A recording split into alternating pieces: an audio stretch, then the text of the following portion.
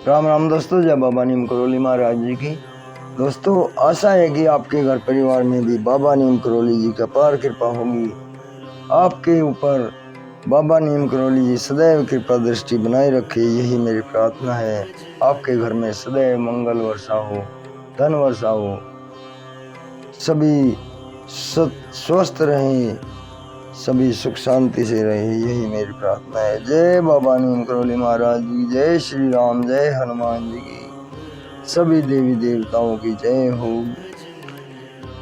दोस्तों, सभी देवी देवताओं का आह्वान कर लिया है और मैं आज आपको एक बहुत ही महत्वपूर्ण पाठ है श्रीमद् वाल्मीकि रामायण में, जो भगवान वाल्मीकि जी ने लिखा है। इसमें कलयुग की स्थिति, ये बहुत महत्वपूर्ण बात है। दोस्तों, हजारों लाखों वर्ष पहले कलयुग की स्थिति के बारे में लिख दिया।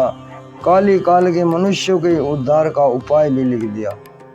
जो कलयुग का मनुष्य है उसके उद्धार का उपाय रामायण पाठ सुनने से, उसकी महिमा और उसके सुनने के लिए उत्तम काल आदि का वर्णन किया गया है।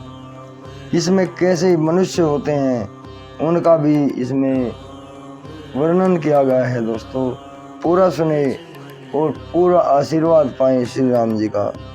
जय श्री राम, जय बाबा नीम करोली महाराज जी की। शुरू करते हैं।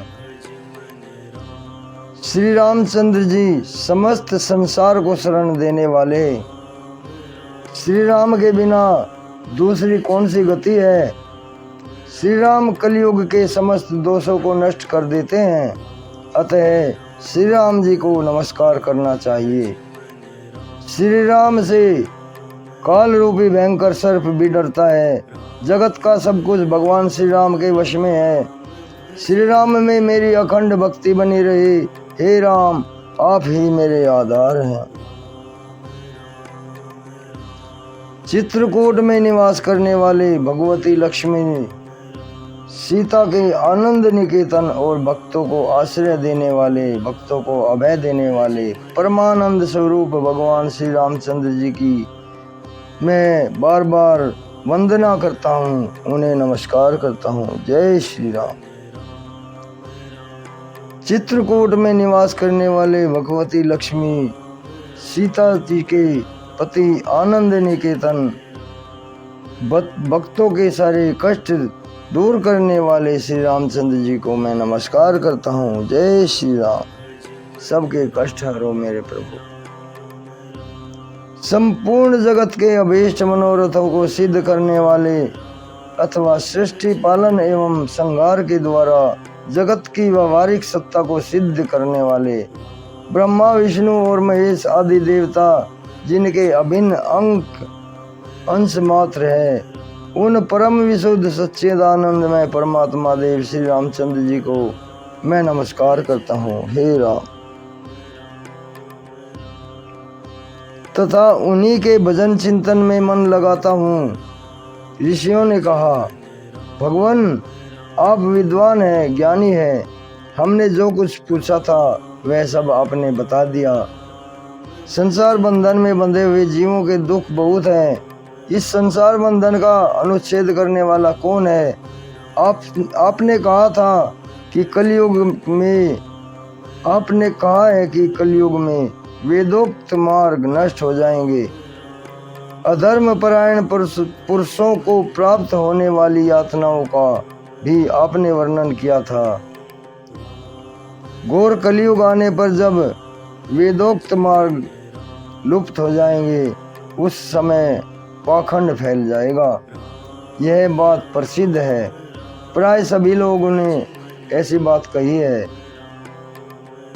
कलयुग के सभी लोग कामदेव से, काम वेदना से पीड़ित होंगे, नाटे शरीर के और लोभी होंगे तथा धर्म और ईश्वर का आश्रय छोड़कर आपस में एक दूसरे पर ही निर्भर रहने वाले होंगे। प्राय सब लोग थोड़ी आयु और अधिक संतान वाले होंगे। उस युग की स्त्रियां अपने ही शरीर के पोषण में तत्पर रहेंगी। और वैश्यों के समान आचरण में प्रवृत्त रहेंगी। वे अपने पति की आज्ञा का अनादर करके सदा दूसरों के घर आया जाया करेंगी। दुराचारी पुरुषों से मिलने की सदैव अभिलाषा रखेंगी। उनकी उत्तम कुल की स्त्रियां भी पुरुषों के निकट ओछी बातें करने वाली होंगी। कठोर और असत्य बोलेंगी और शरीर को शुद्ध और सुसंकृत बनाए रखने के सद्गुणों से वंचित होंगी। कलयुग में अधिकांश स्त्रियां वाचल व्यर्थ बकवास करने वाली होंगी। भिक्षा से जीवन निर्वाह करने वाले सन्यासी भी मित्र आदि के स्नेह संबंध में बंधे रहने वाले होंगे। वे भोजन के लिए चिंतित होने के कारण लोभ व शिष्यों का संग्रह करेंगे। ये बात सत्य है दोस्तों। आज जो ऋषि मुनि है भोजन के चिंतन के लिए वे लोभ व शिष्यों का संग्रह करते हैं। इस सारी बातें सत्य हैं, ये इसमें जो कुछ बताई गई है कलयुग के बारे में। तो ये श्री राम जी की महिमा सुनते रहे। जय श्री राम। स्त्रियां दोनों हाथों से सिर खुजलाती हुई गृहपति की आज्ञा का जानबूझकर उल्लंघन करेंगी। जब ब्राह्मण पाखंडी लोगों के साथ रहकर पाखंड पूर्ण बात करने लगे तब जानना चाहिए कि कलयुग खूब बढ़ गया है। ये कलयुग खूब बढ़ने की पहचान भी बता दी है दोस्तों। जब ब्राह्मण पाखंडी लोगों के साथ रहकर पाखंड पूर्ण बातें करने लगे, जो ब्राह्मण अपनी शास्त्रों की जो उनकी पांचांग की सत्यता नहीं बताएगा और पाखंडी लोगों के साथ मिलकर पाखंड पूर्ण बातें करने लगेगा, तब जानना चाहिए कि कलयुग खूब बढ़ गया है। ब्रह्मांड इस प्रकार घोर कलयुग आने पर सदैव पाप परायण रहने के कारण जिनका अंतःकरण शुद्ध नहीं हो सकेगा, उन लोगों की मुक्ति कैसे होगी। धर्मात्माओं में श्रेष्ठ सर्वज्ञ सूत जी देवाधिदेव देवेश्वर जगत गुरु भगवान श्री रामचंद्र जी जिस प्रकार संतुष्ट हों वह उपाय हमें बताइए। मुनि श्रेष्ठ सूत जी, इन सारी बातों पर आप पूर्ण रूप से प्रकाश डालिए। आपके वचनामृत पान करने से किसको संतोष नहीं होता है। सूत जी ने कहा, मुनिवरों आप सब लोग सुनिए, आपको जो सुनना अभीष्ट है वह मैं बताता हूँ। महात्मा नारद जी ने सनत कुमार को जिस रामायण नामक महाकाव्य का गान सुनाया था वह समस्त पापों का नाश और दुष्ट ग्रहों को की बाधा को निवारण करने वाला है। वह संपूर्ण वेदार्थों की सम्मति के अनुकूल है। उससे समस्त दुस्वप्नों का नाश हो जाता है। वह धन्यवाद के योग्य तथा भोग और मोक्ष रूप फल प्रदान करने वाला है। उसमें भगवान श्री रामचंद्र जी की लीला कथा का वर्णन है। वह काव्य अपने आप में अपने पाठक और श्रोताओं के लिए समस्त कल्याणमयी सिद्धियों को देने वाला है। धर्म, अर्थ, काम और मोक्ष, इन चारों पुरुषार्थों का साधक है, महान फल देने वाला है। यह अपूर्व काव्य पुण्य में फल प्रदान करने की शक्ति रखता है। आप लोग एकाग्रचित होकर इसे श्रवण करें। महान पातकों अथवा संपूर्ण उत्पादकों से युक्त मनुष्य भी उस ऋषि प्रणीत दिव्य काव्य का श्रवण करने से शुद्धि अथवा सिद्धि प्राप्त कर लेता है। संपूर्ण जगत के हित साधन में लगे रहने वाले जो मनुष्य सदा रामायण के अनुसरण के अनुसार बात वर्ताव करते हैं, वे ही संपूर्ण शास्त्रों के मर्म को समझने वाले और कृतार्थ हैं। रामायण धर्म, अर्थ, काम और मोक्ष का साधन तथा परम अमृत रूप है। अतः सदा भक्ति भाव से उसका श्रवण करना चाहिए। जिस मनुष्य के पूर्व जन्मों में सारे पाप नष्ट हो जाते हैं, उसी का रामायण के प्रति अधिक प्रेम होता है। वह निश्चित बात है, जो पाप के बंधन में जकड़ा हुआ है वह रामायण की कथा आरंभ होने पर उसकी अवहेलना करके दूसरी निम्न कोटि की बातों में फंस जाता है। उन असद गाथाओं में अपनी बुद्धि के आसक्त होने के कारण वह तदनुरूप ही बर्ताव करने वाला है। इसलिए द्विजेंद्रगण, आप लोग रामायण नामक परम पुण्यदायक उत्तम काव्य का श्रवण करें, जिससे सुनने से आपके जन्म, जरा और मृत्यु के भय का नाश हो जाएगा तथा श्रवण करने वाला मनुष्य पाप दोष से रहित हो जाता है और अच्युत स्वरूप को प्राप्त होता है। रामायण काव्य अत्यंत उत्तम, वर्णनीय और मनोवांछित फल देने वाला है। वह उसका पाठ और श्रवण करने वाला समस्त जगत को शीघ्र ही संसार सागर से पार कर देता है। उस आदि काव्य को सुनकर मनुष्य श्री रामचंद्र जी के परम पद को प्राप्त कर लेता है, जो ब्रह्मा, रुद्र, विष्णु नामक भिन्न भिन्न रूपों को धारण करके विश्व की सृष्टि का संहार, पालन और उनका सृष्टि में प्रलय लाते हैं। उन आदिदेव परमोत्कृष्ट परमात्मा श्री रामचंद्र जी को अपने हृदय मंदिर में स्थापित करके मनुष्य मोक्ष का भागी होता है।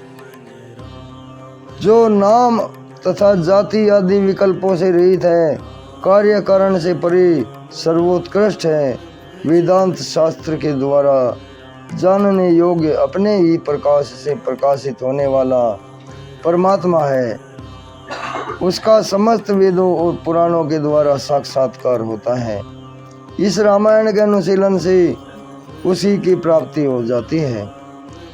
विप्रवरों, कार्तिक मास और चैत्र मास शुक्ल पक्षों में 9 दिनों तक रामायण की अमृतमयी कथा का श्रवण करना चाहिए।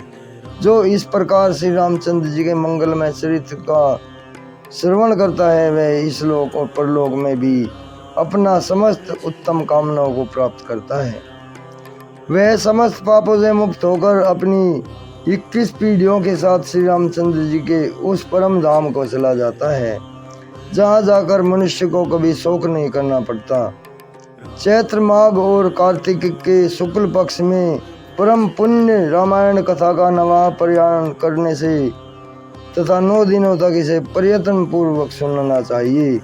रामायण आदि काव्य है, यह स्वर्ग और मोक्ष देने वाला है। अतः संपूर्ण धर्मों से रहित घोर कलयुग आने पर भी 9 दिनों तक रामायण की अमृतमयी कथा को सुनना चाहिए। ब्राह्मणों, जो लोग भयंकर काली काल में श्री राम नाम का आश्रय लेते हैं, वे ही कृतार्थ होते हैं। कलयुग उन्हें बाधा नहीं पहुंचाता।